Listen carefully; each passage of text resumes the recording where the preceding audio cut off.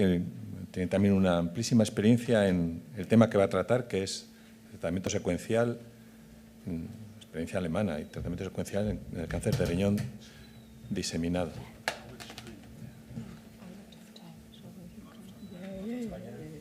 Laura, ¿dónde estás? Laura, ¿dónde estás? Como quieras, como quieras.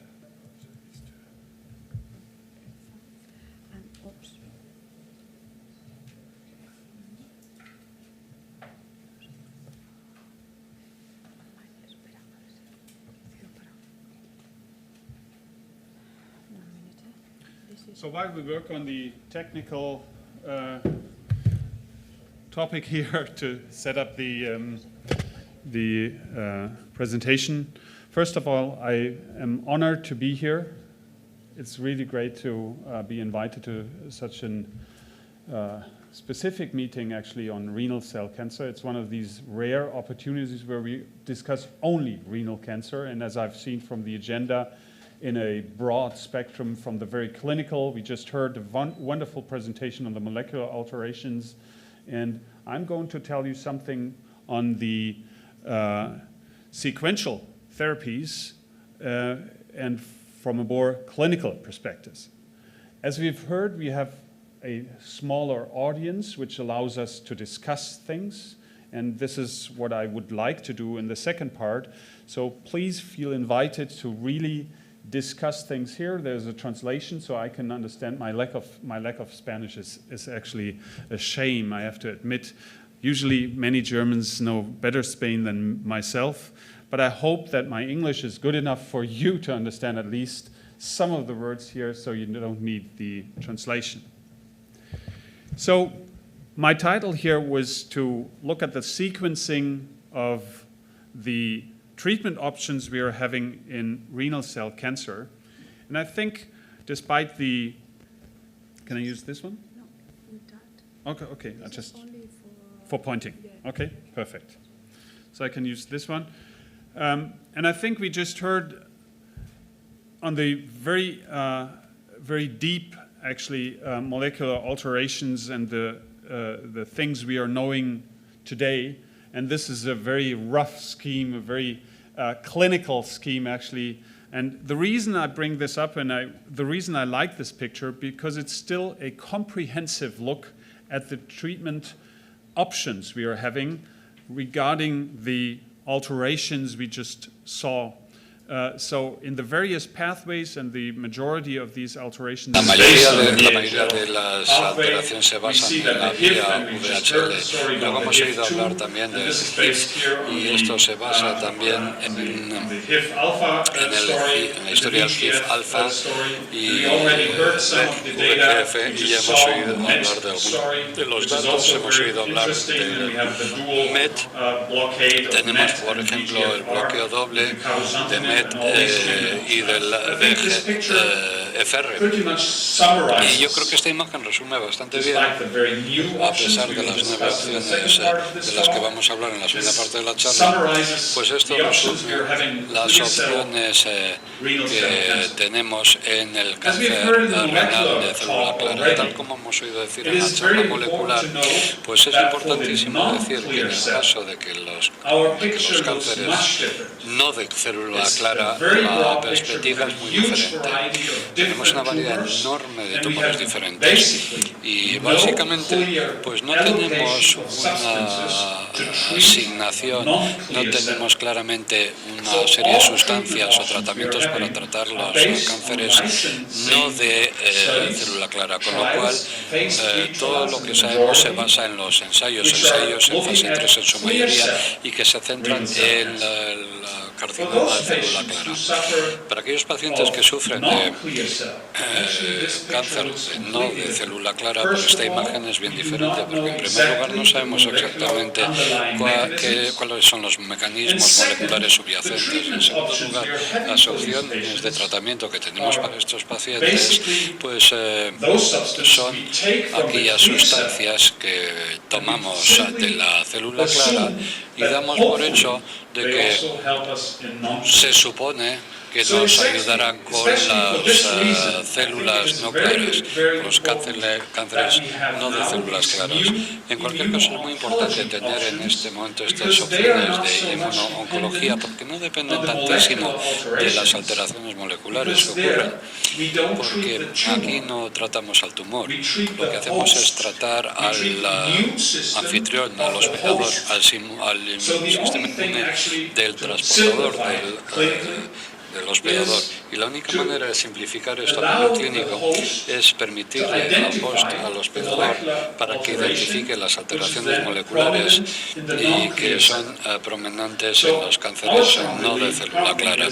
Así que creemos en este momento que, especialmente en los cánceres no de célula clara, estas opciones de inmunología son seguramente algo que sean algo muy bien. Y ahora volvemos para atrás a la cuestión de la secuenciación. Tenemos todas estas opciones. Y una de las preguntas típicas que me hacen los pacientes ambulatorios y los compañeros, pues me dicen, ahora tenemos todas estas opciones, si las añadimos son 14, sin incluir los ensayos clínicos, por supuesto, porque esto supone toda otra serie de opciones. Así que te preguntan, ¿y ahora qué vamos a usar? ¿Cuál es la mejor opción de primera línea? Una vez que utilizamos esto y hay una progresión, ¿cuál es la segunda mejor opción? ¿Y por qué va a ser esta la mejor opción? ¿Hay datos que apoyen esto? ¿Hay datos que podamos compartir para responder a esta pregunta? Y este es el tema del que me gustaría hablar. En principio tenemos estas opciones de primera línea, el sorafenib, el sunitinib, azumapamib, axitinib, y luego los mTORs con everolimus, temsirolimus, y podemos empezar con los TKIs, con los bloqueo por VEGFR. Y entonces esto viene seguido o bien por TKI, otro TKI, que entonces es seguido en tercera línea por otro TKI. Hay aquellos que creen esta secuenciación TKI, luego tenemos los TKI y TORS, que hay gente que creen que necesitamos que cambie el modo de acción y pasamos entonces del TKI a un mTOR. Entonces la pregunta es, si esto no funciona y sigue habiendo progresión, pues entonces, ¿qué le añadimos a esto? ¿Otro mTOR? ¿Añadimos otro TKI? Y la pregunta es, ¿cómo secuenciar todo esto? Pues una vez que hemos empezado con mTOR, pues entonces hacemos la secuenciación y podemos pasar a otro mTOR, y solamente tenemos dos. Y en el caso de que haya progresión, pues entonces hay que pasar a un TKI, o hacemos lo mismo como acabamos de decir, hacemos un cambio en el modo de acción y pasamos de un mTOR a un inhibidor de la tirosina quinasa. Y esto es ¿Y cómo podemos responder a esto? Necesitaríamos un ensayo que aleatorizarse a los pacientes a cada una de estas secuencias. Hay seis ensayos anuales. En realidad es un ensayo pulpo, porque habría más brazos, pero no tenemos datos, no tenemos estos ensayos de secuenciación. Lo único que tenemos los ensayos de primera línea, tal vez de segunda línea, investigando un fármaco comparado con otro, con lo cual solamente tenemos dos brazos en la mayor parte de los casos.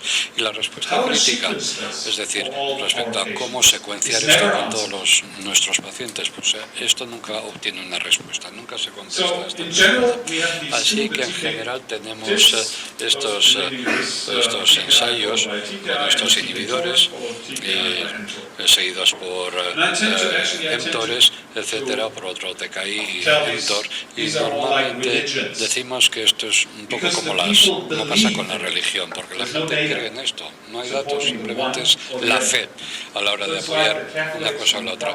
Es es como lo de los católicos y los protestantes. Todos creen en algo, pero no hay pruebas para decir quién tiene razón, si los católicos o los protestantes. Pues aquí pasa igual.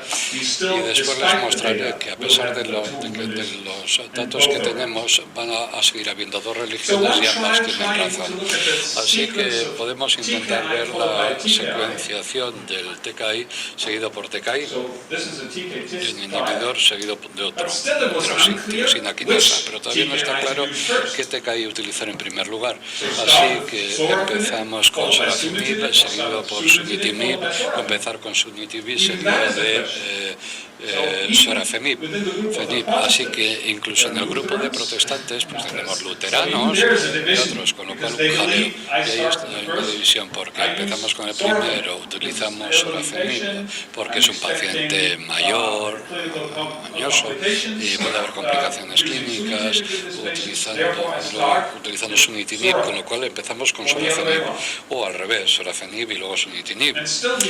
Y aún así intentamos ver pues cómo obtener datos respecto a qué secuencia es mejor que otra, es decir, con qué sustancia deberíamos empezar. Y esta es la pauta. Sunitinib, sorafenib, o al revés, SOSU comparado con SUSO, y el endpoint primario, como en todos los ensayos clínicos en su día, a ver si puedo cerrar esto, era la supervivencia libre de progresión total. En este momento necesitamos un endpoint de las ventajas en lo que respecta a la supervivencia global. Los primeros ensayos con el bevacizumab eran unos ensayos que tenían un endpoint que eran las ventajas, beneficios de supervivencia global. Y la verdad es que no se pudo demostrar esta ventaja en supervivencia con el bevacizumab. Hubo otros ensayos que vinieron detrás que llevaron a la homologación de estas sustancias que como endpoint primario tenían la progresión, la supervivencia libre de progresión. Y después tenemos otro ejemplo estupendo donde tenemos la ventaja de la supervivencia libre de progresión, pero no se traduce en un beneficio de supervivencia global. Aquí queríamos tener la supervivencia libre de progresión como endpoint.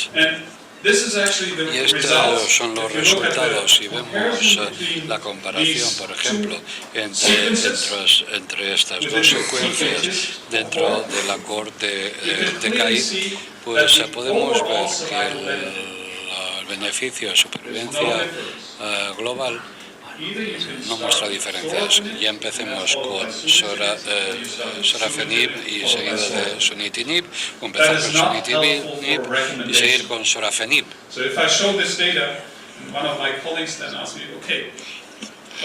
Si muestro estos datos a algunos de mis colegas, me dicen, bueno, entonces ¿con qué voy a empezar? ¿Con sorafenib o con sunitinib? ¿Qué hago? ¿SUSO o SOSU? Y esta respuesta todavía sigue sin responderse. Básicamente, clínicamente, tendemos a decirle a la gente, bueno, utilices lo que utilices en primer lugar, utilízalo el mayor tiempo posible, mientras el paciente tolere ese fármaco. Y si hay que modificar la dosis, si hay que aplicar descansos, si hay que introducir descansos, hay que seguir con esa primera opción el mayor tiempo posible, porque sabemos que un tercio de los pacientes morirán durante el tratamiento de primera línea, independientemente del tratamiento utilizado.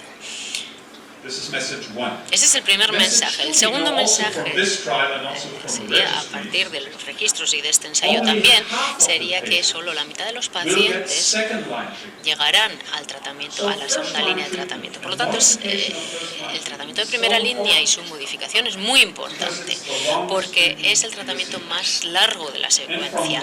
Y de línea a línea, perdemos el 50% de nuestros pacientes. Por lo tanto, la primera línea, la primera elección es muy importante. Tenemos muchas opciones y tendemos a ver tenemos una progresión y nos gusta cambiar a la siguiente opción, pues porque, bueno, porque tenemos muchas alternativas y eso probablemente no es una buena estrategia. Por lo tanto,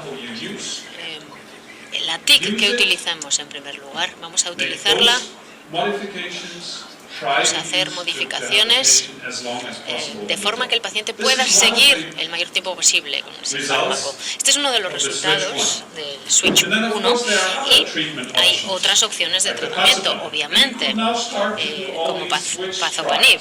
Se han realizado distintos ensayos al respecto, se han realizado distintos ensayos y obviamente no llegamos a una conclusión clara sobre con qué sustancia vamos a empezar. Este ensayo es muy interesante porque empieza o utiliza sorafenib como competidor, por así decirlo. Vamos a volver aquí.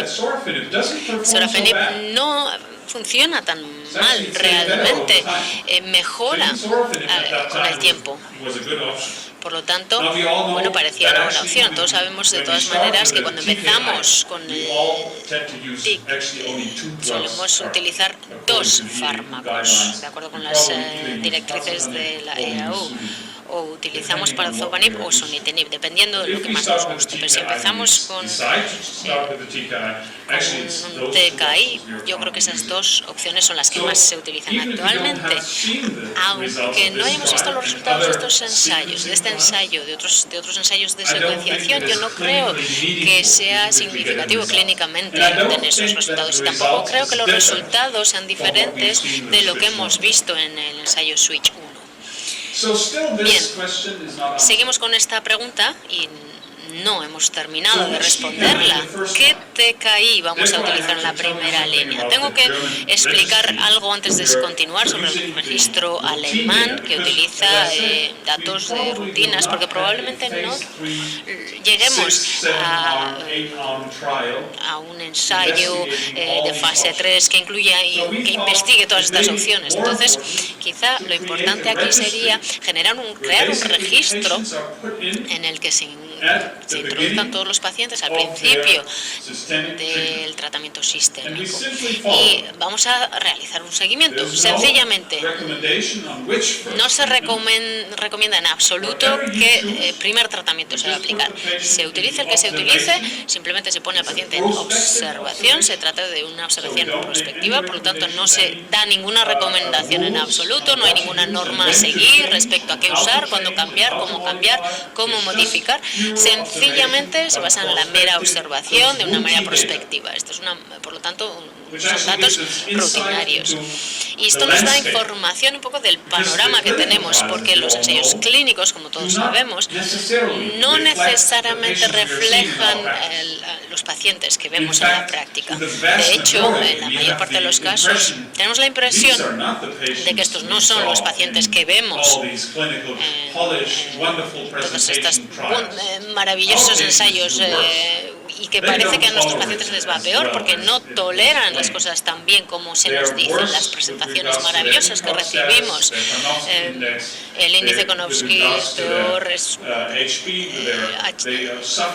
sufren de una manera diferente y les va peor en general. Y eso no se refleja tanto en los ensayos clínicos. Por lo tanto, yo creo que informarnos de lo que debemos hacer en la práctica clínica, en nuestra práctica diaria, debería basarse en este tipo de registros, más que en los ensayos randomizados, creo yo.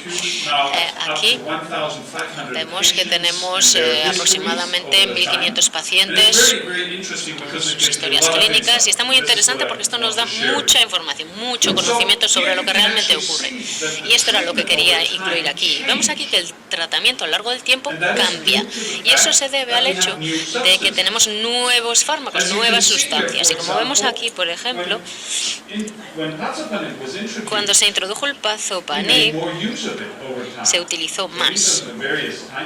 Aquí tenemos los distintos periodos de 2007 2008-2009, es un grupo de 3 años que aparecen columnas más oscuras, casi negras aquí, y luego pasamos a un color más claro abajo en 2014-15. Y podemos ver que sorafenib, por ejemplo, no es el TKI que se utilice muy a menudo. También vemos que el bevacizumab, especialmente en los últimos años, se ha visto reducido en cuanto a uso clínico.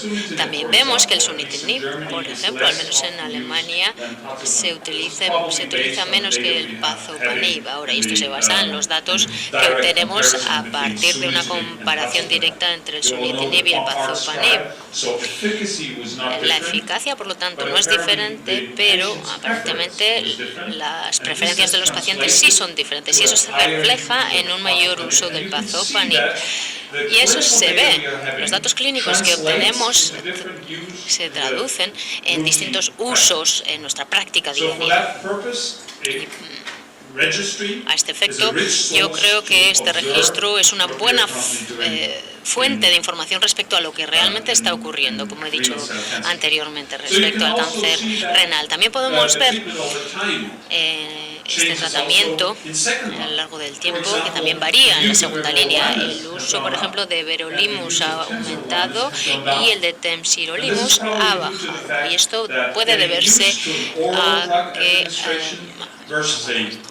una administración por vía oral frente a una vía cutánea pues puede tener sus ventajas, porque los pacientes quieren tener más libertad, tienen que ser menos dependientes, y por eso quizá el everolimus ha aumentado.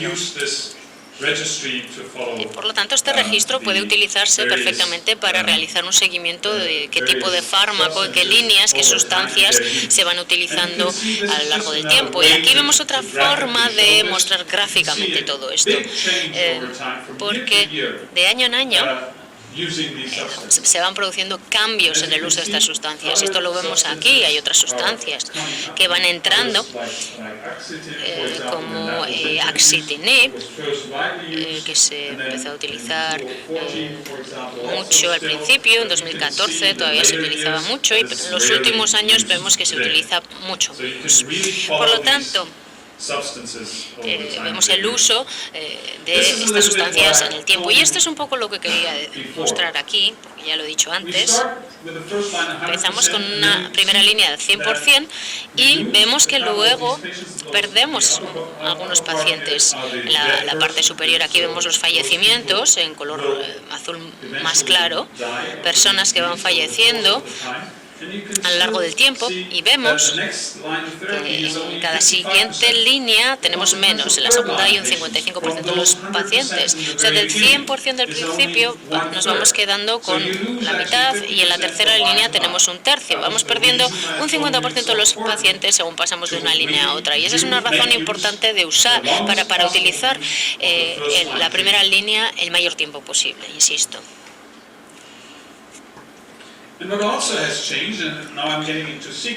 Ahora vamos a pasar a las secuencias, porque ahora tenemos la capacidad de también analizar las secuencias sobre lo que se ha utilizado al principio del proceso. Al principio vemos que se utiliza, por ejemplo, aquí la primera parte del conjunto de datos, y luego tenemos los datos más recientes. Al principio vemos que se utiliza sunitinib más everolimus, y ese se utilizaba menos al principio y luego más.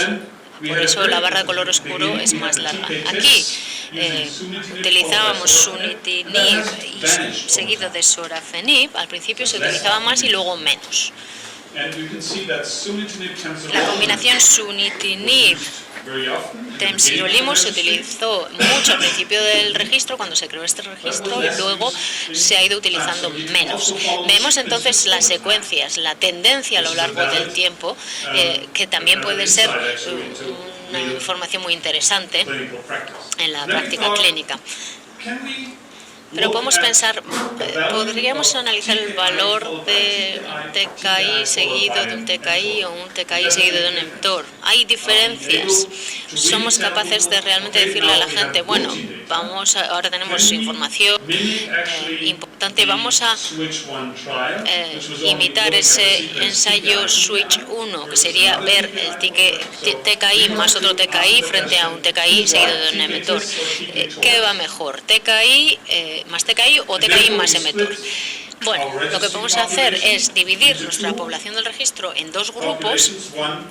Una población sería la secuencia TKI más TKI y la otra sería la secuencia TKI más emitor. Y aquí podemos ver que básicamente las dos cohortes están equilibradas respecto a fecha de inicio o edad de inicio de la terapia, pérdida de masa corporal, puntuación Mozart. Aquí tenemos también la puntuación Charlson. La fase del tumor es similar, la presencia de nefrectomías es similar. Por lo tanto, se trata de cortes bastante similares. Una recibe TKI más TKI y la otra recibe TKI más everolimus en este caso. Bien, por resumir, vemos que no hay diferencia entre ambas cohortes, ni en cuanto a la supervivencia sin progresión, ni respecto a la supervivencia general. Si analizamos esto independientemente de las sustancias utilizadas, vemos que queda claro que esta idea de seguir utilizando lo que utilizábamos hasta ahora está bien, y esto lo demuestra, porque aquí tampoco se ve ninguna diferencia entre las secuencias. Lamentablemente, eso no responde a esa pregunta religiosa que nos hemos planteado, porque en ambos casos pues, las cosas van bien. Tenemos aquí un análisis multivariado. Vemos que hay una influencia positiva en el índice de masa corporal, en la supervivencia. Esto es algo que podemos pensar. Cuanto mayor es el índice, el resultado es mejor. ¿Por qué? Porque la comorbilidad perioperativa, por ejemplo, especialmente respecto al índice de masa corporal, es peor. O sea, cuanto mayor BMI, peor el resultado perioperativo. El inicio del cáncer renal también está relacionado con un alto índice de masa corporal. Por lo tanto, sí que, bueno, pues parece que esto son buenas noticias para todos aquellos que tienen un alto índice, porque pueden mejorar. Bueno, estos resultados, por lo tanto, parecen bastante claros. Si alguien tolera un tratamiento durante más tiempo, pues tiene más posibilidades de supervivir durante más tiempo, porque lleva un tratamiento más largo. Eso nos sorprende. La influencia negativa sobre la supervivencia total sería en la puntuación Mozart.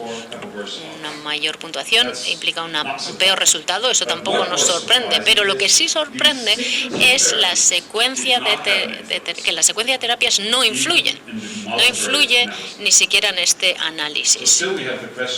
Por lo tanto, seguimos teniendo esa duda. Empezamos con un TKI, con un emitor, ¿cómo lo secuenciamos? TKI más TKI, TKI más emitor. Estos datos son muy válidos, muy interesantes para entender lo que hacemos. Los ensayos clínicos randomizados no nos dan esa información, no nos responden a esta pregunta en concreto. Vamos a analizar los resultados en la vida real, que también son datos realmente fascinantes que podemos obtener a partir de este registro. Aquí vamos a analizar más de 800 pacientes en este caso, y vemos que la supervivencia general mediana es de 18 meses, que es muy baja en comparación con la promesa que nos realizan estas sustancias de una manera determinada. Entonces hay personas que siguen 4 líneas de terapia, pero aún así la supervivencia mediana sigue siendo de 18 meses. Si nos planteamos, estamos haciendo algo mal, debemos cambiar algo, vamos a dividir aquí la población. Y vemos qué criterios utilizamos para los pacientes que podrían haber participado en un ensayo clínico frente a aquellos pacientes que no cumplían las condiciones para entrar en ese ensayo. Y vemos que la amplia mayoría de los pacientes, la mayor parte de los casos, estamos tratando a pacientes que no cumplen esas condiciones para participar en un ensayo. Por determinada razón, por comorbilidad, por su rendimiento, Karnofsky, etc.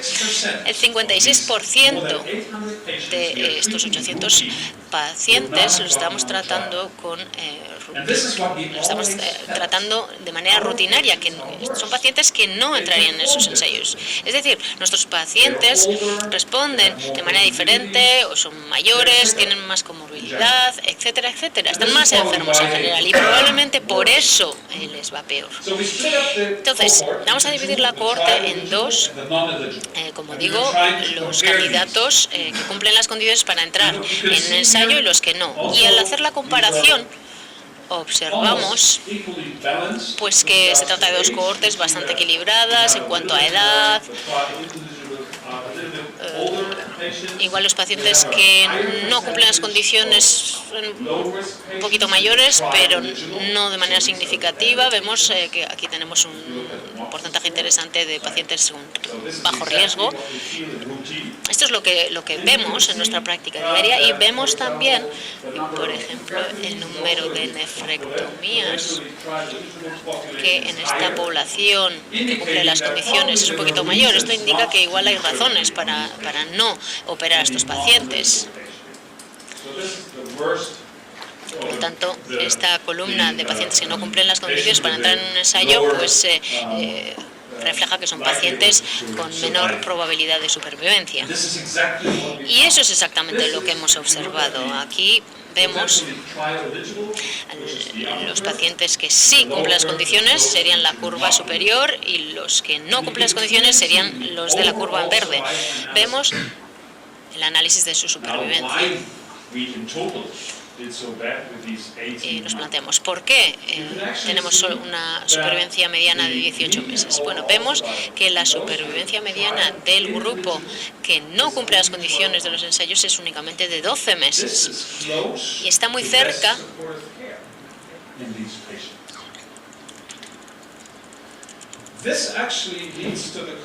de esa cifra que teníamos. Y esto nos lleva a la cuestión, si alguien no cumple las condiciones para entrar en un ensayo, ¿deberíamos tratar a esa persona o no?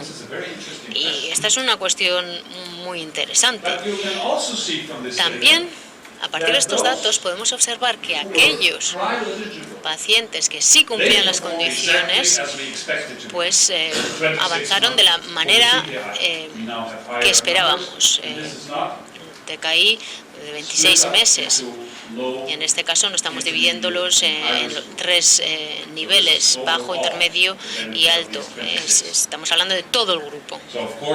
Y aquí tenemos un resultado de 26 meses, por lo tanto la población de menor riesgo pues tiene un resultado mejor. Esto también nos da información. A partir de este registro obtenemos información que va a permitirnos imitar lo que vemos en la población que sí está en los ensayos clínicos. Por lo tanto, yo interpreto todo esto de la siguiente manera. Si tengo un paciente que no cumple las condiciones necesarias para participar en un ensayo, las expectativas respecto a la terapia de este paciente deberían ser diferentes. Yo tengo que ser capaz de decirle a sus pacientes, bueno, no vamos a esperar nada maravilloso a partir de los fármacos. Tenemos esta mediana, hay pacientes que van mejor y peor, pero estas son las expectativas, y las expectativas son mejores en el grupo que que no cumple las condiciones de participar en el ensayo. Y eso nos va a ayudar mucho en nuestra práctica diaria, independientemente de nuestra secuenciación. Tenemos que analizar características que nos van a ayudar a juzgar qué recomendarle a esos pacientes. Bien, creo que en resumen,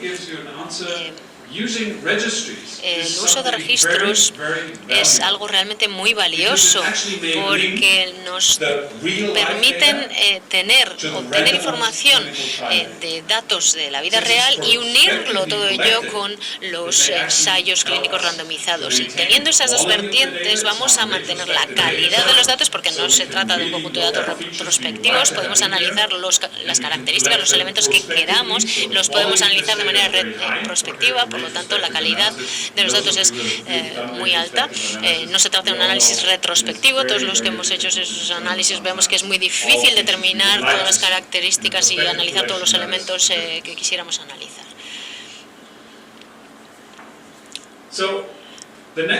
Bien, en la siguiente parte de mi presentación me gustaría tener en cuenta todas estas opciones que hemos mencionado, sabemos cómo utilizarlas y ahora se nos complican más las cosas porque ahora hay todavía más opciones, más posibilidades. Tenemos posibilidades en el ámbito de la inmunooncología, tenemos nuevos fármacos que se van homologando y que entran en este algoritmo.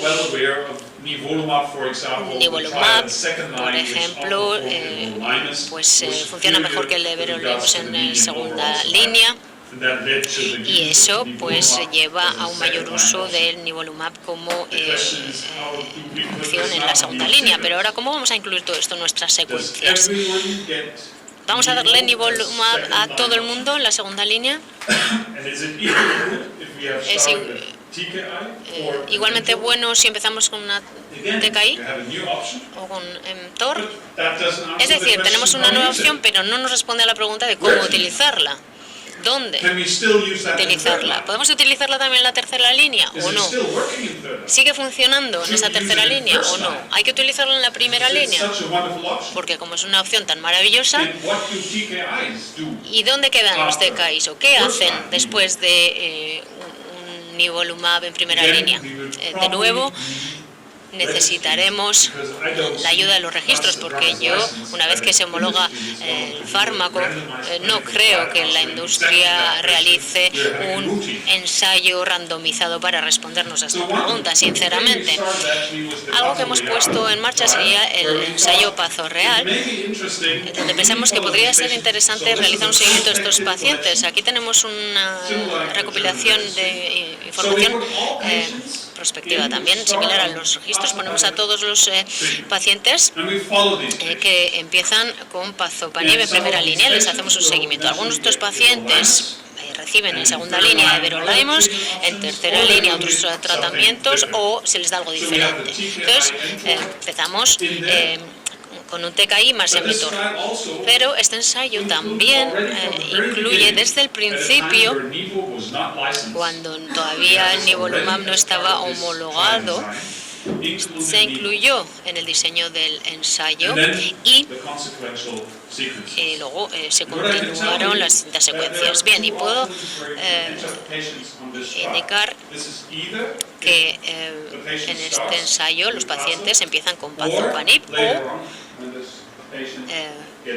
el ensayo puede empezar también con pacientes que siguen con everolimus en tercera línea.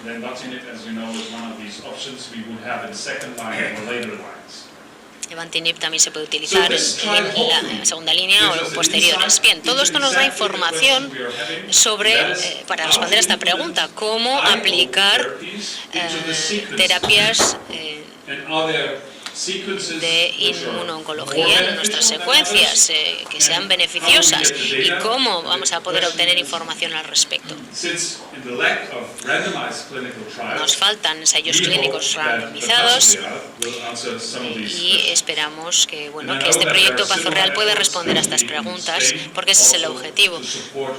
También, en cualquier caso, defiendo el uso de registros porque si hay pacientes que no pueden entrar en ensayos ensayos al menos podrían introducirse en un registro, creo yo, porque eso nos va a dar una información muy valiosa, insisto, y a mí me parece muy importante. Por lo tanto, como digo, los registros son fuentes muy valiosas a la hora de generar hipótesis. Realmente nos permiten lograr ahí cubrir un espacio existente en cuanto a los ensayos clínicos randomizados y creo que deberían utilizarse para entender mejor la realidad de los tratamientos. Todos los pacientes tienen su propia historia clínica, pero yo creo que deberían entrar en ese registro para darnos esa información, porque los ensayos clínicos randomizados no van a poder ayudarnos a entender ese tipo de casos. Bien, vamos a hablar ahora sobre terapias inmunoncológicas y las nuevas TKIs. Bien, ¿cómo vamos a poder aumentar la eficacia de todo esto? La idea es, bueno, vamos a combinar cosas, ¿de acuerdo? Y recuerdo además la charla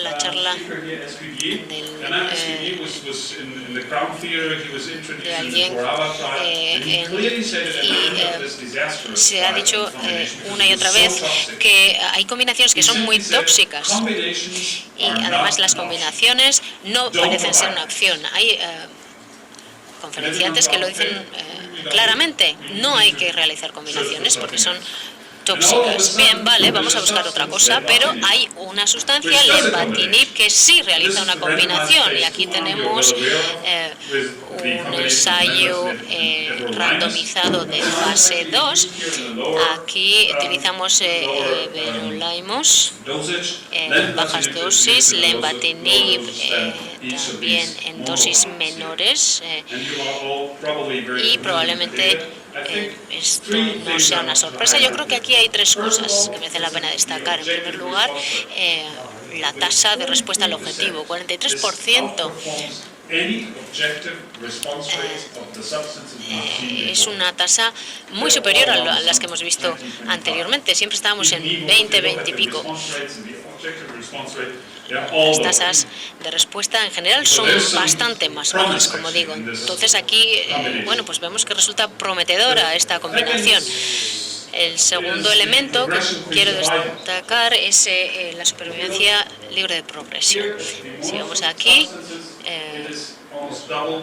vemos que con la combinación logramos una supervivencia 2 veces más alta. Aquí llegamos a un resultado de 25 meses de supervivencia mediana. Y es una supervivencia de pacientes en segunda línea, que es una cifra alta después de un tratamiento de primera línea. Con lo cual creo que esta es una combinación muy interesante que tendremos que aplicar de alguna manera en la secuencia. Y hay otra sustancia muy importante, como he dicho al principio de mi presentación, era la cabozantinib, porque tiene esta parte MET. No es un TKI, no es un inhibidor tirosina quinasa, sino que es algo que bloquea no solamente el MET y la vía dependiente del MET, pero también el VERC. Y empezamos a ver este fármaco en el cáncer de próstata, en donde no iba muy bien. Así el cabozantinib fue probado frente a everolimus en este ensayo en cuestión, y aquí podemos ver que el cabozantinib, este bloque doble, va mejor que el everolimus en segunda línea, así que tenemos otra nueva opción para segunda línea. Y incluso como tenía tanto éxito en segunda línea, lo probaron frente a sunitinib en primera línea. Dijeron, si funciona en segunda, ¿por qué no va a funcionar en primera? Así que este es el ensayo cabozan, que los pacientes aleatorizados a cabozantinib o a sunitinib, y vemos la curva de supervivencia libre de progresión, y vemos que el cabozantinib va mejor que la sunitinib, lo cual nos da una opción de primera línea muy interesante.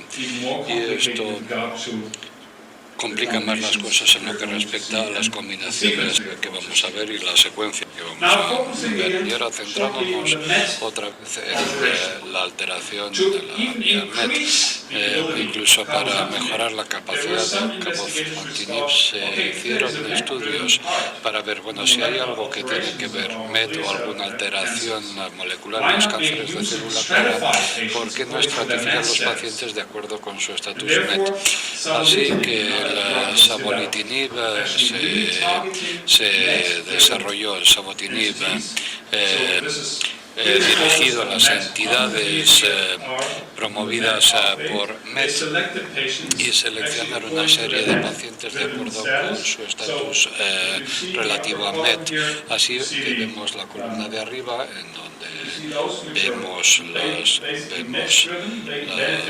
MET, que son los que más se benefician más, y luego tenemos una vía independiente de MET que no se beneficiaba. Este es el encogimiento del tumor, así es como se leen estas gráficas.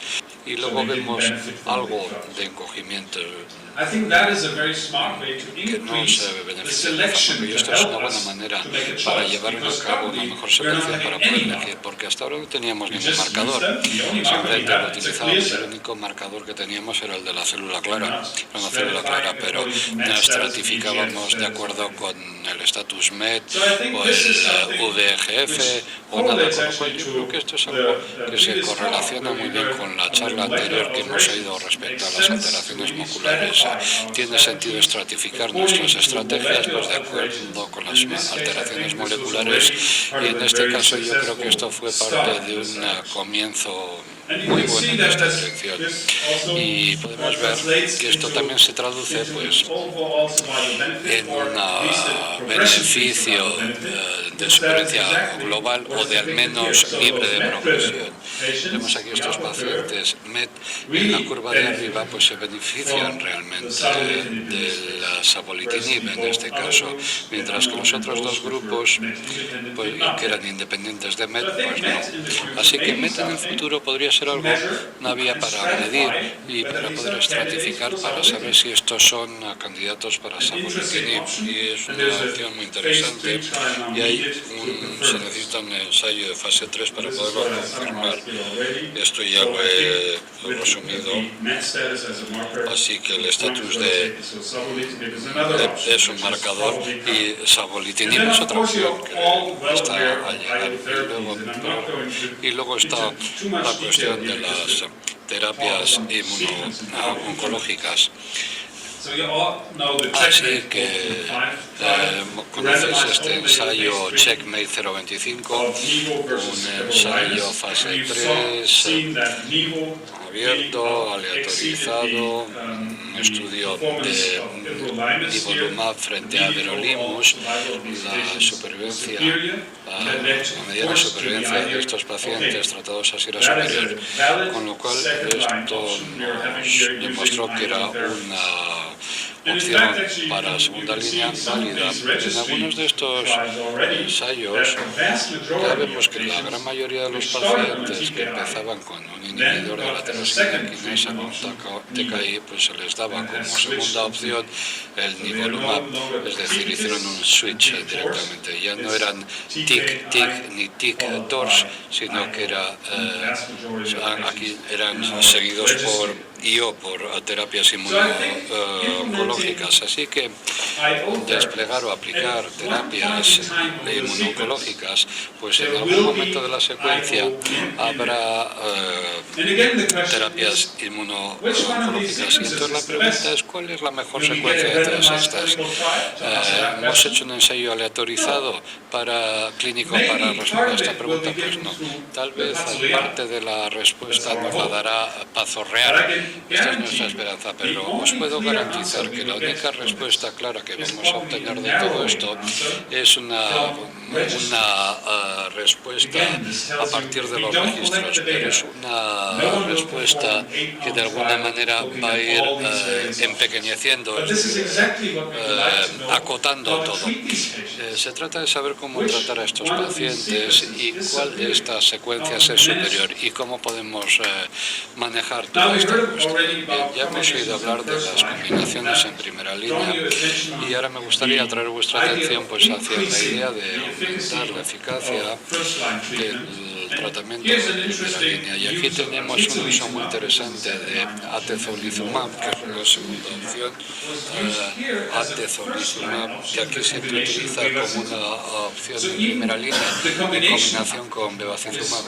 Así que la combinación es la gente está empezando a combinar atezo con bevacizumab. Y vemos aquí atezo, beva, aquí tenemos un ensayo, fase 2, y aquí los pacientes recibían o bien atezolizumab en combinación o la monoterapia atezo o sunitinib a modo de comparación.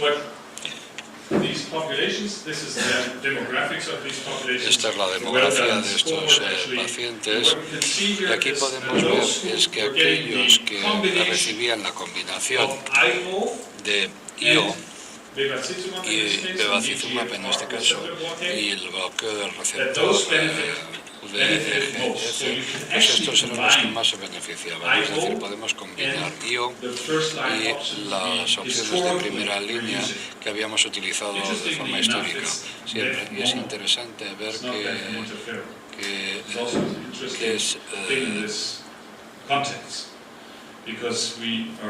bueno, en este momento estamos pensando que igual el interferón, pues igual no es una mala idea, igual podríamos añadir esto para mejorar, reforzar la terapia inmunológica añadiendo interferón para aumentar la capacidad del sistema inmunológico. Y con lo cual aquí hay un punto muy interesante y es que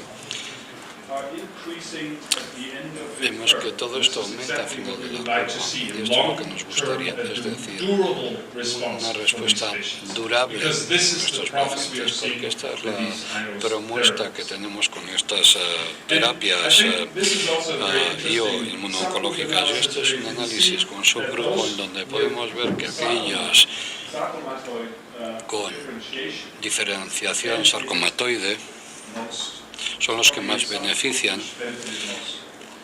más se benefician de este tratamiento. Y habiendo dicho al principio que creo que todos estos fármacos se basaban en fármacos que se centraban en los cánceres de célula clara, sobre todo, pues esto nos da la idea de que seguramente la terapia de IO o las combinaciones pues es algo prometedor para el tratamiento de aquellos carcinomas que no son de célula clara, porque de momento no sabemos muy bien cómo tratar a estos pacientes.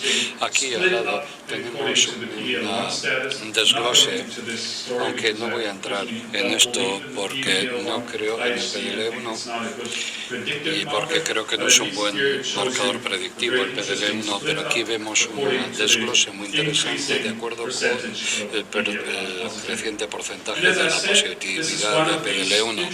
Y esta es una de las nuevas combinaciones muy interesantes y que seguramente donde habría que investigar, pero yo creo que aquí vamos a ver más y más combinación de IO y TKI y VGR y vemos estas combinaciones en primera línea y Checkmate se centra en la combinación de nivo y pazo comparado con nivo y sunitinib.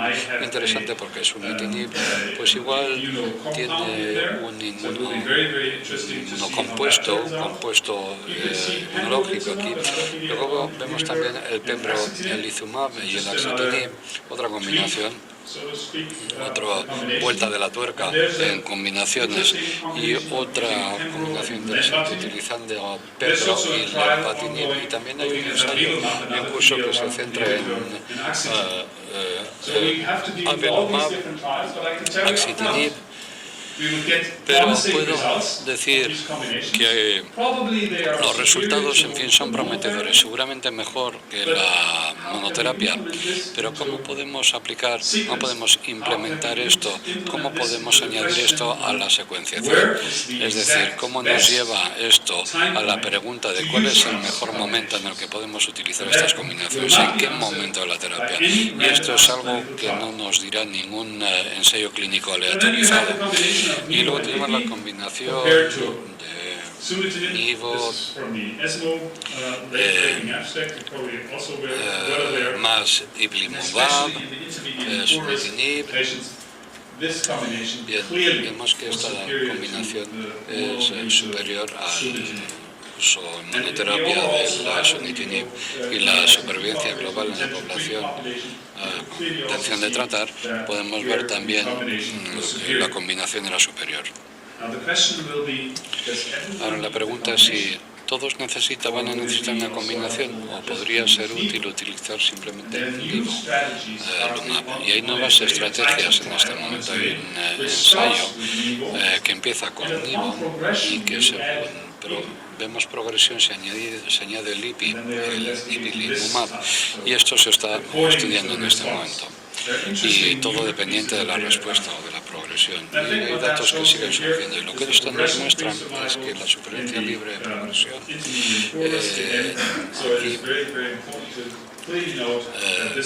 nos dice que seguramente esto va a ser uno de los nuevos productos que vamos a tener en la línea. Sobre todo en el riesgo intermedio pobre, poco. En fin, Manuela Schmettinger planteó una serie de preguntas en sus estudios y, por cierto, esto es un debate estupendo que respecta a estas nuevas opciones de terapias inmuno-oncológicas. No está claro que gracias a estos datos vamos a pasar todos a terapias inmuno-oncológicas. No está claro, porque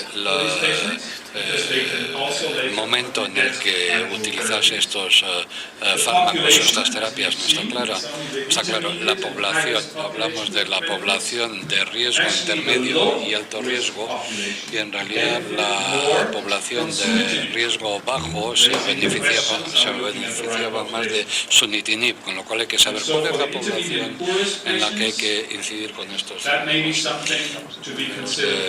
poco riesgo, en fin, igual es algo que habría que considerar aquí la terapia inmunológica rápidamente o para empezar en lugar de esperar, mientras que la población de riesgo bajo se podría beneficiar de un inhibidor de la tirosina quinasa lo antes posible. Y esto es algo que vemos en la pregunta 4. ¿Deberíamos considerar siempre el UDGFR-TKI en pacientes poco riesgo o el nivo-IPI podría ser una opción? Y, en fin, de momento no vamos a tener una respuesta por parte de los ensayos clínicos aleatorizados. La última pregunta que abordaba esta mujer era cómo eran de relevantes los resultados que mostraba una asociación entre PDL1, la expresión PDL1 y el resultado. Yo creo que el PDL1 no es un buen marcador. El MET igual sí, pero el PDL1 creo que no. Creo que lo que nos llevó este debate fue a que vamos a tener nuevas opciones de tratamiento, pero ninguno de estos ensayos, ninguno de los nuevos datos que les he mostrado responde la pregunta de dónde encajan en la secuencia. Así que se trataba de responder a la pregunta de cómo secuenciar estas terapias y la respuesta es que no tengo ni idea.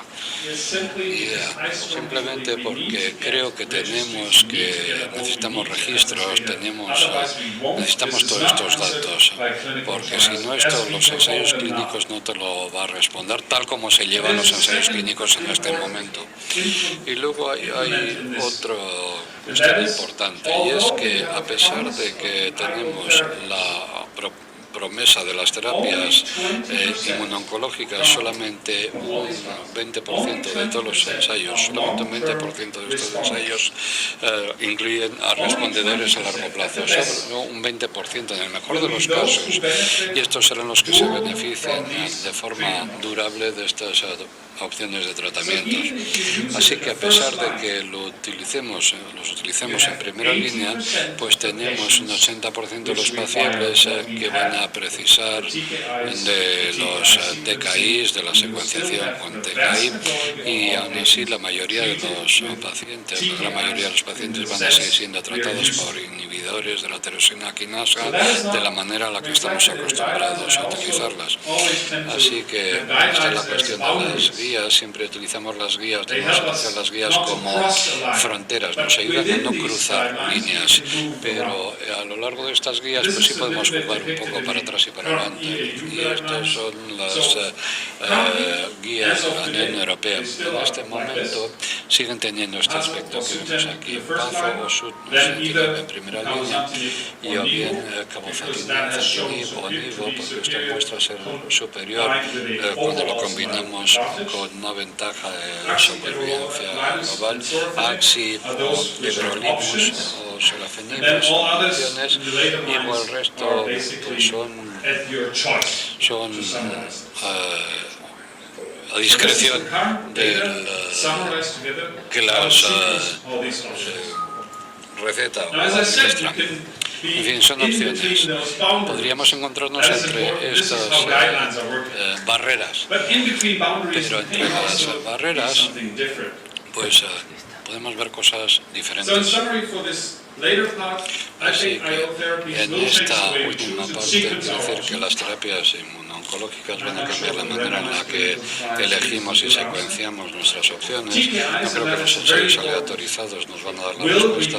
Los TKIs seguirán seguirán teniendo un papel clave en el tratamiento de los carcinomas renales, y la verdad es que las TKIs no son historia, son parte de todo esto, y van a estar presentes en combinaciones, con lo cual yo creo que deberíamos ceñirnos a lo que sabemos respecto a cómo utilizar estas sustancias. Hay nuevas sustancias más inteligentes, y en el futuro pues irá mejorando, afinando la selección de estas sustancias, y hay que tener en cuenta las diferentes líneas. Así que la monoterapia, según la utilizamos, es algo que tal vez no se mantenga mucho tiempo, sino que lo que vamos a empezar a ver siempre son combinaciones. Y hablando de combinaciones, es muy importante combinar las cosas bien.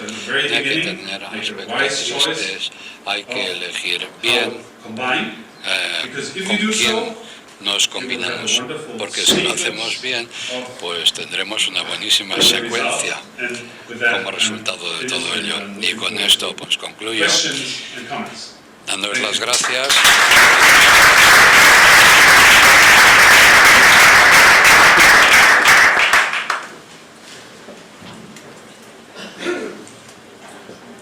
Muchas gracias por la presentación, me ha encantado. Ha sido todas las dudas que nos surgen día a día en la consulta. Sí, ya lo siento, mi inglés no es suficientemente bueno como para hablar. Oye, para hablar, Okay. entender creo que sí. That's what I like most, being like an astronaut here. Houston, can you hear me? No sé si alguien quiere empezar a hacer alguna pregunta. Pablo. Yeah, perfect. I can hear you. Perfect. Okay.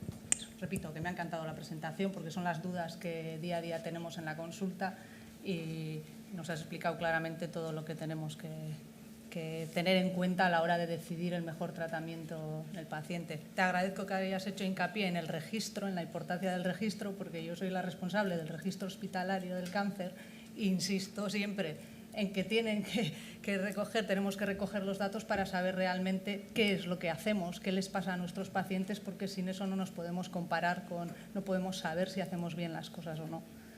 Y esto me sirve para volver a decir lo importante de estadificar a los pacientes y de escribir bien las cosas en las historias. Que soy una pesada en eso. No sé si alguien tiene alguna pregunta, si no yo tengo varias cosas.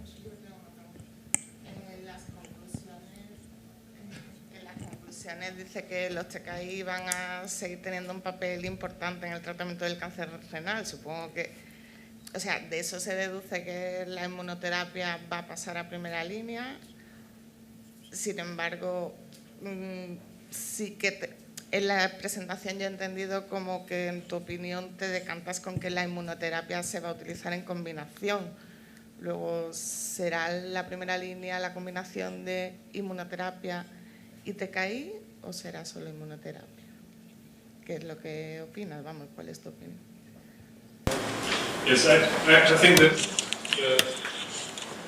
Yo creo que la pregunta más importante es que hay que saber si hemos mostrado claramente que si utilizamos inmunoterapia en primera línea y si esto es superior a utilizarlo como en segunda línea junto a otra cosa. Bien, la verdad es que estas son nuevas opciones que son muy interesantes y que funcionan también en primera línea. Incluso la combinación funciona como primera línea. Y espero que la combinación de TKIs e inmunoterapia será superior a la inmunoterapia. Pero la pregunta es si la IO junto a IO es mejor que la TKI. Si la secuencia de la combinación IO seguida por TKI es mejor que la TKI seguida por IO, inmunoterapia. La verdad es que no lo sabemos. Y la percepción que tenemos de la industria, por favor que se acerque al micrófono, es que le perdemos. La industria nos dice, bueno, pues en este momento tenemos un nuevo estándar, tenemos algo que tiene que estar en primera línea, pero no han respondido a la pregunta respecto a la secuenciación. Y esto es exactamente lo que yo quería decir con mi charla. Así que no hay que pensar solamente que tenemos nuevas opciones, que es estupendo, pero la cuestión de la secuenciación y dónde utilizar estos elementos, en qué momento, esto es algo que no se ha respondido. Y en esto nos ayuda para tener buenas opciones. Todo eso es estupendo, maravilloso, mejorar la eficacia, pero la pregunta respecto a cómo utilizarlo, dónde y cuándo y en qué secuencia, esto es algo que todavía no se ha respondido todavía. Perdón si alguien dice al orador que por favor se acerque. Las combinaciones tendrán que demostrar claramente un beneficio, porque solo, por un lado, las toxicidades para los pacientes y luego el coste que suponen, no sé si podemos asumirlo. Entonces, hay que ver, pues lo que dice él, son muchos medicamentos y tenemos que ver cuál es la mejor manera de hacer que los pacientes vivan más, pero lo mejor posible y sin arruinar el país. Entonces, es un poco complicado. El tema es que teniendo 4 medicamentos, hemos tardado con 4 medicamentos más de 10 años en establecer la secuencia óptima. Si ahora vamos a tener 7, 10 medicamentos más, porque inmunoterápicos son muchísimos los que vienen, yo creo que se empieza desde ya a hacer registros, ¿vale? O lo que sea, cuando tengamos la respuesta de cuál es la secuencia óptima, independientemente del coste-eficacia. Pues entonces haremos monoterapia para ahorrar, ¿no? Porque no, yo no digo que haya que ahorrar, yo digo que hay que mirar bien. Y yo no creo que vayamos a tener una secuencia óptima. Vamos a tener diferentes secuencias que según cada paciente y según cada perfil de paciente y cómo estemos nosotros acostumbrados al uso de los medicamentos, lo utilicemos de la mejor manera. Creo, no sé. I think you were more or less, and that's my question. You were indicating sooner or later the combination is going to come in the sequence, but we don't know which one is going to happen. The question is, you want, as Laura said, you want to live better, but you also want to live Queremos more. vivir mejor, pero también vivir más. We really assume that the results of the Pero los resultados del registro Y simplemente para ir más allá de los 10 años que vamos a tardar, ¿usted cree que a partir de los registros, los pacientes que no cumplen los criterios para incluirse en ensayos o en tratamientos, podríamos tener una respuesta racional y evitarnos el derrochar tiempo, dinero y un control excesivo, pero sobre todo el dinero, que va a ser un problema en nuestros sistemas sanitarios? Así que los registros, sí, yo soy fanática de los registros, pero con los registros vamos a tener suficientes respuestas para evitar los ensayos aleatorizados, que a usted no le gustan. La verdad es que en los ensayos aleatorizados vemos que 56% no cumplen criterios y no se están investigando estos pacientes, a no ser que cambiemos la manera en la que reclutamos a los pacientes a los ensayos o la cuestión de los criterios de inclusión. Esta sería otra opción, pero yo no creo que los organismos regulatorios nos permitirán hacerlo. Y si le damos un giro a todo esto y pasamos a su pregunta en lo que respecta a los que no cumplen criterios, la verdad es que estos fármacos fueron lanzados para tratar a los pacientes que cumplen criterios. Si yo fuera juez, le diría: lo que usted hace, la verdad es que esto es algo no oficial, porque estos pacientes no han sido autorizados para estos pacientes que no cumplen criterios. Yo sigo pensando que con las opciones, bueno, hemos visto las diferentes respuestas de pacientes que cumplen y que no, pero yo creo que tenemos que cambiar nuestra manera de pensar. La verdad es que nos lleva demasiado tiempo hacer todo esto, así que tenemos que empezar, tenemos que combinar las cosas para tener números razonables, y si no combinamos estos registros, la verdad es que estoy hablando de un registro en toda Europa, registros en Europa, registers across Europe. Tenemos que combinar nuestras bases de datos. Esto es algo que nos ha llevado muchísimo tiempo. La verdad es que no muy despacio, tenemos muy pocos casos. Por otra parte, la toxicidad aumenta porque las combinaciones, bueno, por una causa, las combinaciones son más caras, por lo cual existe una necesidad de responder a todas estas preguntas. Yo creo que, puesto que no estamos implementando todo esto en los ensayos clínicos, los pacientes que no cumplen criterios, pues no tenemos respuesta. Y la única respuesta que tenemos ahora, por muy mala que sea, es tener registros, estudios de observación, y la manera más fácil sería la de combinar registros, al menos para poder obtener unos números más altos y más rápidamente.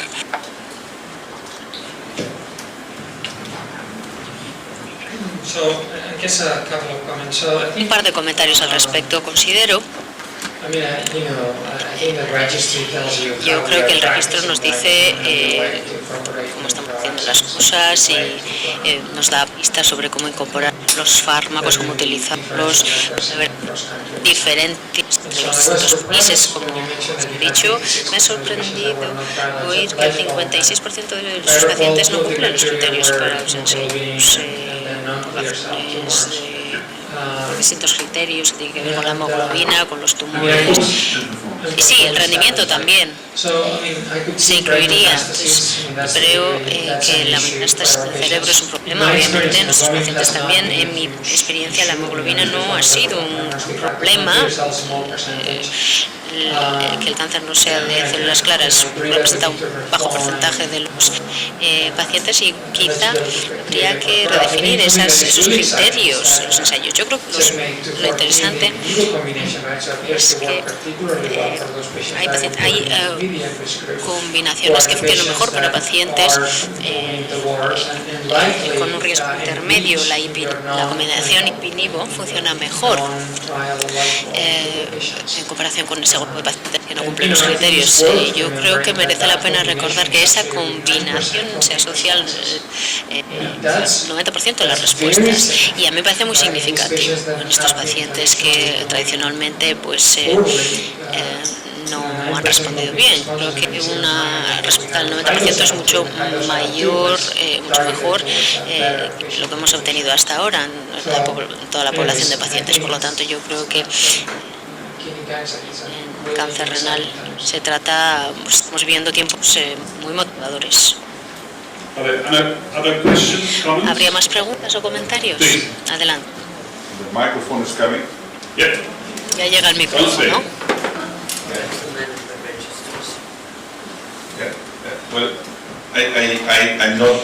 Bueno, yo no soy experto en oncología, por eso escucho con mucho interés todo lo que se dice al respecto. Pero veo que la colaboración entre neurólogos y oncólogos, y me planteo el neurólogo es el que dice, bueno, vamos a operar, vamos a ver si funciona, punto. No es el más directo. Y cuando veo los comentarios que están aquí me sorprende un poco cuando un paciente especializado, o sea, un oncólogo, por ejemplo, estos nuevos fármacos parecen como magos, ¿no? Están probando una cosita y otra y ven si funciona o no funciona. Lo mismo ocurre en el carcinoma. Vamos a utilizar ENZO, RI, quimio. ¿Cuál es la secuencia? Tenemos un montón de pacientes en esa situación. Y yo creo que los registros podrían darnos la respuesta que no nos dan los estudios aleatorios. A mí me confunde mucho todo esto, lo admito. Y hay tantos factores, cuando vemos todas estas tablas sobre cómo funcionan unos fármacos y otros. Yo intento aplicar un poco la lógica y entenderlo, y al final, en definitiva, sea cual sea la respuesta, el oncólogo siempre va a tener razón. No, has mencionado un poco los límites, pero hay que salir un poco de esos límites, esas guías, y como también has dicho, pues ahí es donde entran los registros, ¿no? Donde son interesantes. Se salen de esas fronteras y nos permiten definir una secuencia mejor, y al final, en definitiva, es correcto concluir que al final se trata de ensayo y error, y funcionamos así. Y si los efectos secundarios son muy graves, pues pasamos por es muy simplista lo que acabo de decir. Bueno, tomo ese argumento y lo llevo un poquito más allá por ser provocadores.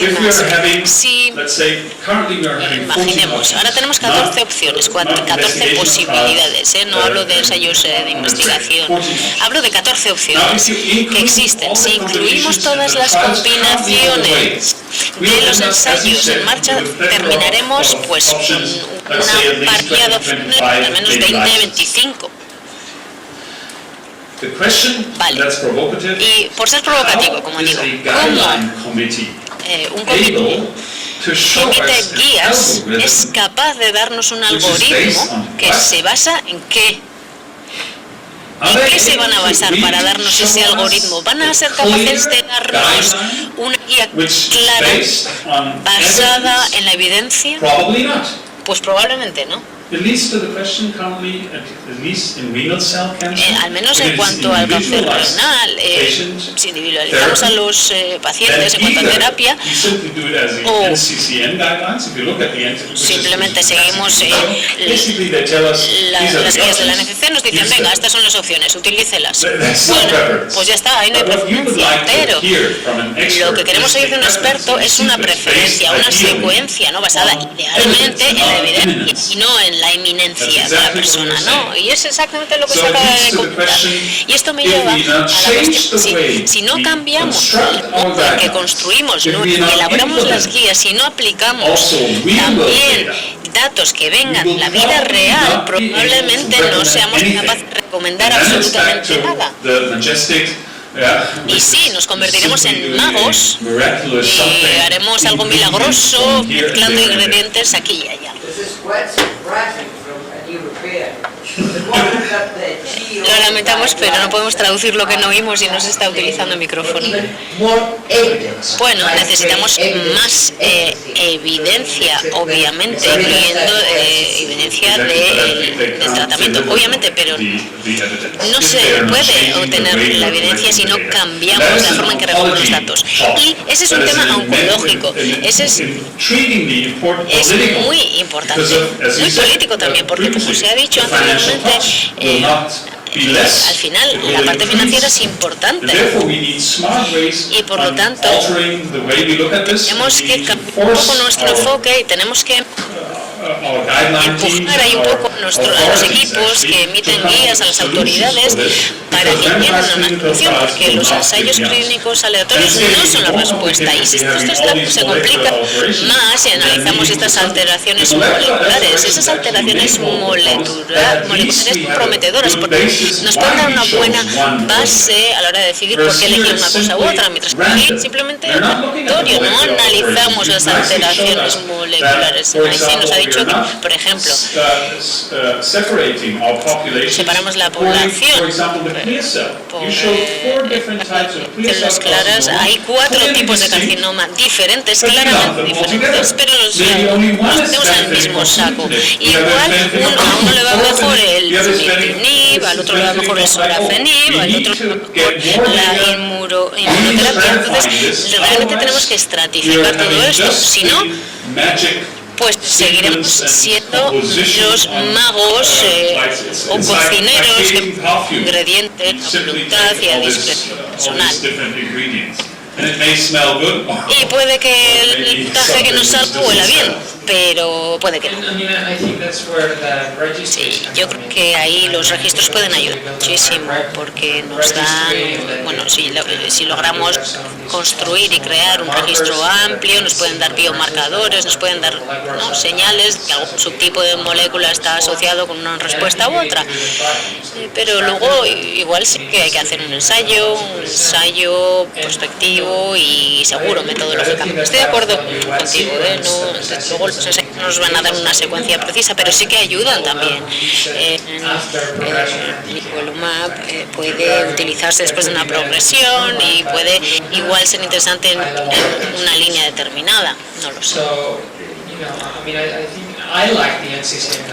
A mí me gustan las guías de la NCC. Yo creo que son más restrictivas en Estados Unidos que en Europa y creo que la experiencia del profesional cuenta. Yo creo que hay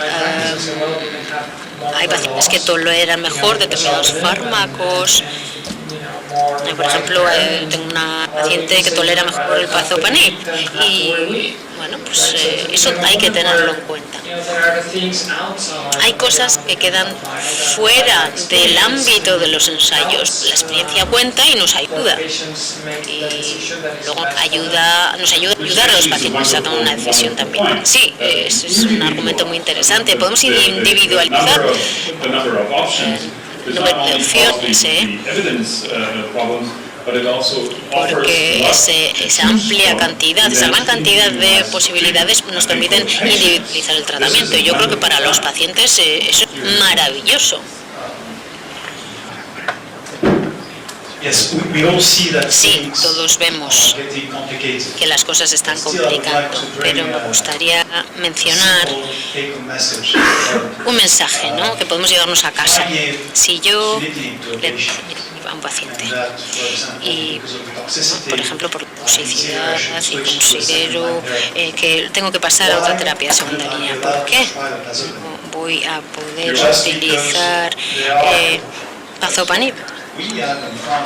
Nosotros en Francia tenemos unos equipos multidisciplinares que debaten sobre cada paciente, sobre cada caso, y hay veces que la única evidencia que tenemos viene del ensayo.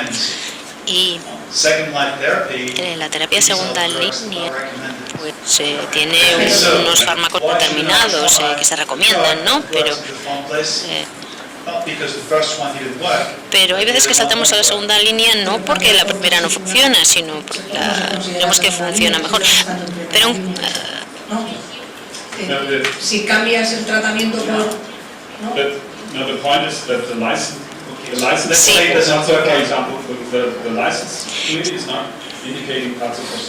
Sí, Pazo no está recomendado la segunda línea, sino que se hizo un ensayo de primera línea y bueno, pues se llegó a determinadas conclusiones. Lo lamento, pero no escucho al ponente, se está alejando cada vez más. Ya no consigo hacerlo para traducir.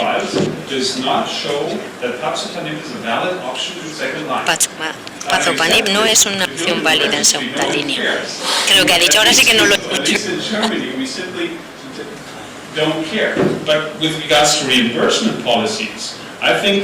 Creo que probablemente en Francia sois más estrictos, bueno, y en Reino Unido todavía son más estrictos. Guías de la EAU nos dicen, bueno, esto se hace en Europa. Y bueno, de lejos eso no es así. Hay algunos países, en Europa del Este, por ejemplo, donde ni siquiera disponen de todas las opciones, no están ahí, no pueden permitirse pagarlas. Entonces, esto me parece muy interesante. Las políticas de inversión, las decisiones que se toman por parte de las autoridades tienen que, o influyen también en esa libertad que tenemos a la hora de escoger qué secuencia le damos a un paciente.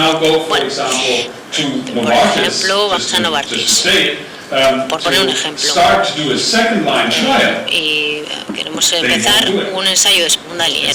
Proponemos que lo hagan, van a decir que no, sencillamente, porque no hay una necesidad de probar que eso funciona en segunda línea. Ya sabemos que es así. Por lo tanto, yo creo que tenemos que tener en cuenta los datos de la vida real a la hora de dar presentar una propuesta a nuestros pacientes. Tenemos que sopesar todo esto, porque no se trata de una evidencia pura y dura o una propuesta basada únicamente en la evidencia. Hay que tener otras cosas en cuenta. Una situación similar sería la del cáncer de próstata, donde, por ejemplo, tenemos la combinación de ADT más ABI en pacientes con riesgo alto. Pero como la homologación pues no permite utilizar los datos Stampede, pues solamente se permite utilizar los datos de latitud a Lima. Entonces, Stampede es un ensayo válido que llega a conclusiones claras, pues no se puede utilizar en homologación.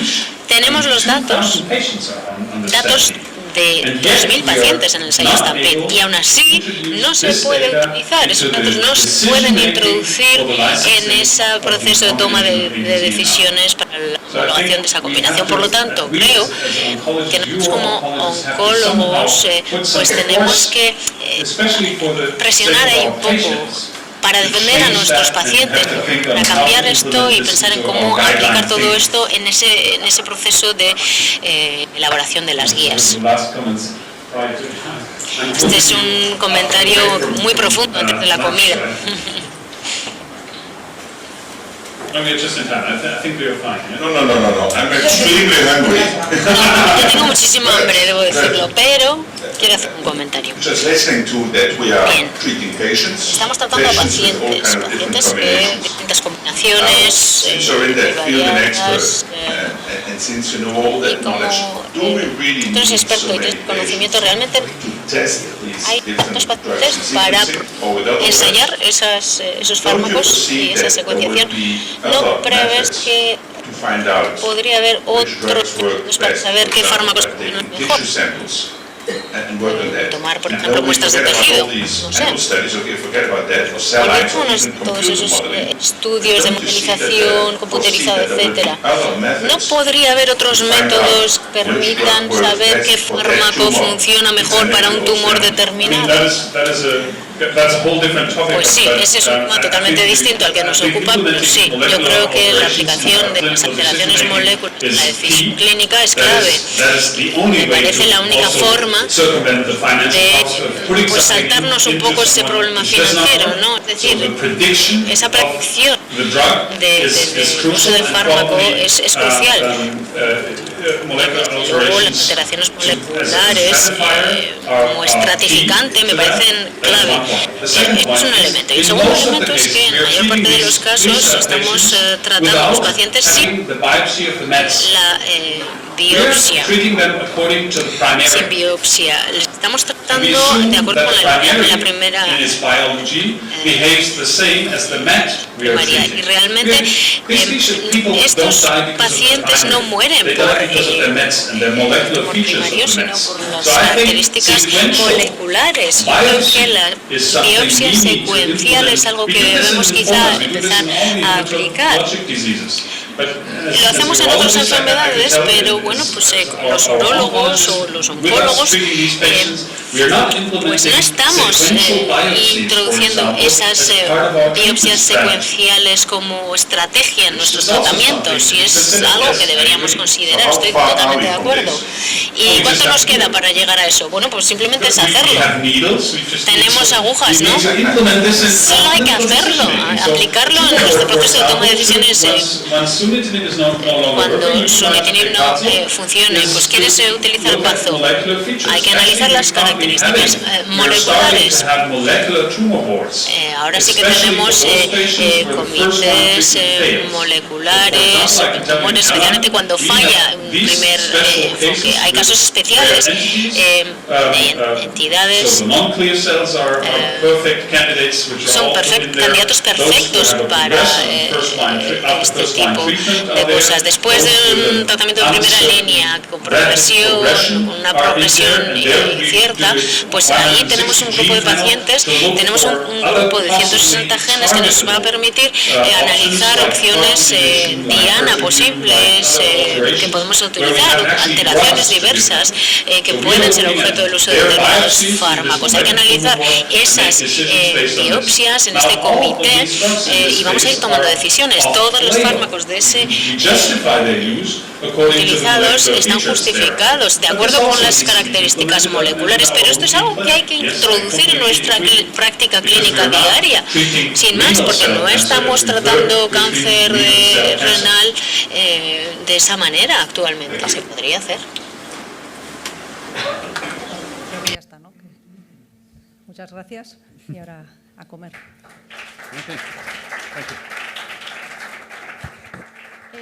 Justo saliendo enfrente a mano izquierda tenemos ya